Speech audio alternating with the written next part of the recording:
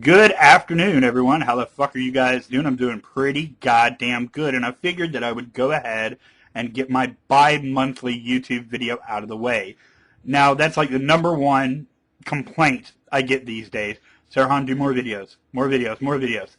I will commit officially to 2 videos a month. Sorry, that's really all I can commit to or even care to commit to at this point. And in an effort to avoid making more videos than I would like to or have time to, I'm going to cover 2 topics in this video that have absolutely nothing to do with one another.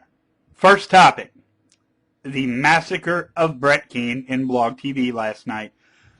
Now, if you are the 1 or 2 subscribers that I have that have absolutely no idea what the fuck I'm talking about, I will leave a link in the Sarahon bar below.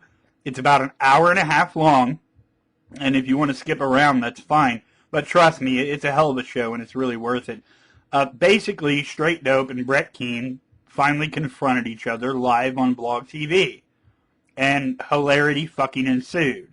It ended, oh, spoiler alert, it ended by Brett Keane doing what we all knew that he would do, hanging up on Straight Dope and running for the hills when he got called on his bullshit. Now, Brett Keane gets called on his bullshit all the time. But here's the thing about a pathological liar.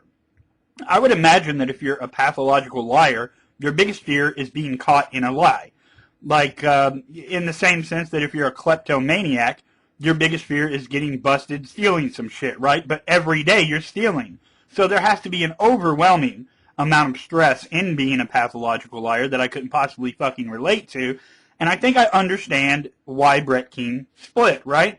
I mean, he gets caught in 1 lie, 2 lies, 3 lies, 5, 7, 17, 20, all in a row, and the stress just weighs down on the poor bastard, and he can't admit the truth because, well, that's not what liars do, and so his only option is flee. Fucking flee, run, get out of there, get the fuck out of there now, right? And that's what he did.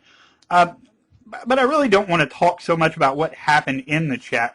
Who I want to address are the very few people that seem to be supporters of Brett Keane. Now, while these people are indeed few and far between, I know who most of these people are, and I've actually had conversations with most of these people. Let's run down the list. S. Samph, or as in Mendham would call her, S. Skinarf, which is really funny. Sister Sunshine, a YouTube favorite of mine. Jesus Freak, another YouTube favorite of mine. A guy named Sharpie that nobody really cares about, and then there's J-Dub. Now, J-Dub, I'm going to leave him out of the conversation because we all know what's going on there, don't we? Right. Case closed. I actually subscribed to J-Dub. Really good material. Anyway, we all know what's going on there.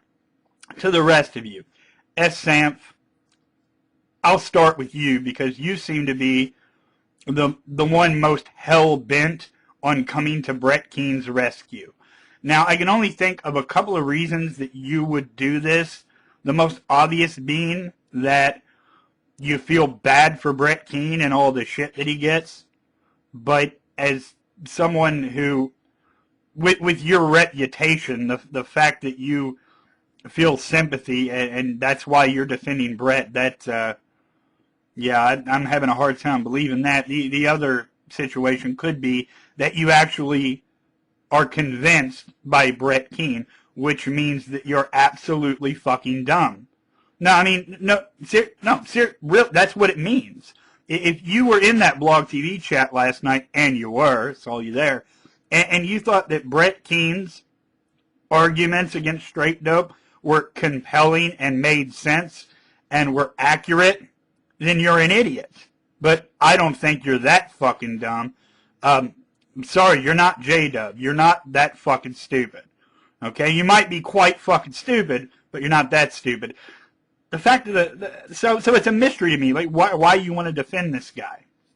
I'm really confused about that.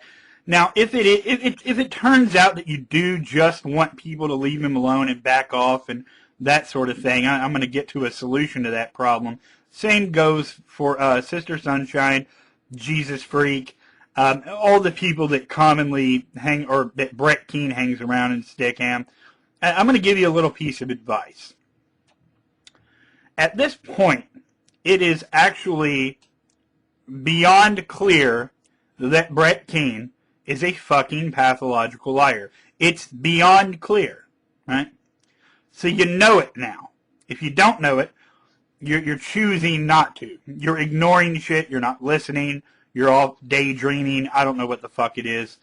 But if you listened to the conversation last night and you heard everything that was said and you still want to come to Brett's rescue, you still want to help him, you want people to back off of him and cut him a fucking break, here's the advice you give to Brett.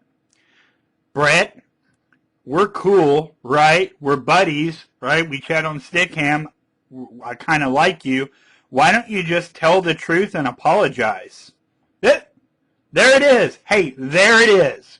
That would solve just about all of Brett Keane's problems. Well, not all of them, but this one, right? Tell the truth. Apologize. You want to be a friend to someone? You actually care about another person? Then you try to persuade them to do the correct thing. Do the right thing and be honest.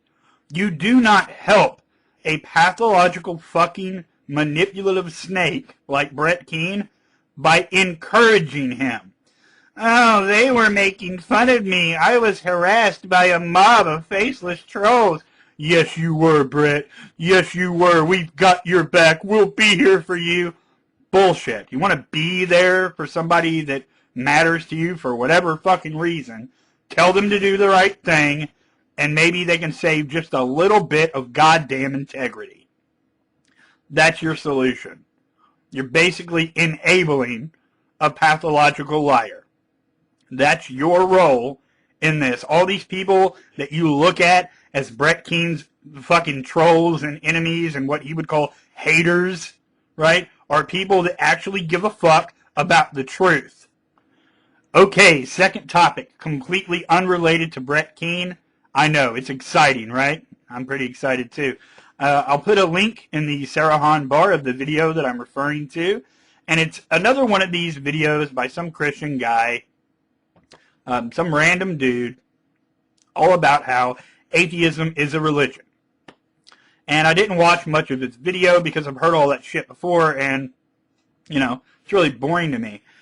Instead, what I did was I left him a comment. It was a question, and my question was as follows. If atheism were a religion, would you view that as a negative thing? That's all I asked. That was my question, right? To which he replied, no. Good. We're on the right track so far. He says, no, I only made this video to point out that atheists here on YouTube were trying to weasel their way out of Shock of God's question by saying that atheism was a lack of a belief, right? So he made this video about how it's not just a lack of a belief, and on and on and on. Other people have done this, like Together for Peace and all of that. Doesn't impress me, because here's what I'm going to do. I'm going to answer Shock of God's question right now in a very fun way. And in answering that question, I'm going to propose a question of my own that I would like any of my theist subscribers to tackle answering, okay? Shock of God's question is, can you prove, I think this is basically it, can you prove that atheism is accurate and correct? Now, I'm going to say, keep in mind I'm having fun here, one-word answer, no. That's my answer, okay? I'm going to say no, and then I'm going to ask a question of my own, okay? Given that I can't prove, it's really funny, given that I can't prove atheism is accurate and correct, why should I now be a theist? Okay? What I believe the question attempts to do is simply shift the burden of proof from the theist to the atheist, right? Even though theist comes first, then atheist, right? You have someone with a proposition, and then you have someone either accept it or reject it, right? That's exactly the way that has to happen, right? So theists make very specific claims. Now, if you are a Christian or a Muslim, whatever your religion, I want you to try to convince me to believe in the God that you do. Not God as some general concept, but the God that you believe in. So, again, no, I can't prove that atheism is accurate or correct. But why now should I be a theist, given that information? Okay, that's it. That's really all I wanted to say about that. It's a really lame attempt, like I said already, to shift the burden of proof, and we all know that. So take a shot at my question. Given that answer, why should I be a theist? All right? There we go. Everybody have a good day. Peace.